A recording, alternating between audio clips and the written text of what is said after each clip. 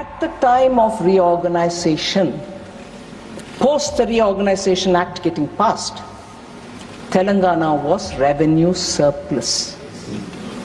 Today, it is, I'm sorry to say, I'm not picking on any one state, every state has its issues. But today, the debt that Telangana is in.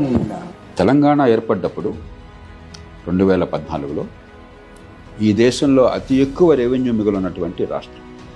14వ ఆర్థిక సంఘం 1,16,000 కోట్ల రూపాయలు మిగులున్నట్టుగా అంచనా వేశారు 5 ఏళ్ల కాలంలో.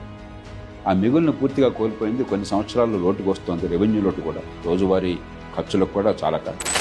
స్వతంత్ర భారతదేశ చరిత్రలోనే అత్యంత అసమర్థుడు, ఒక చేతగానివాడు, ఒక పనికిరాని దక్షత లేని పాలకుడు ఇంకొకరు లేరు ఈ దేశంలో అనేది మాత్రం తేలిపోయింది.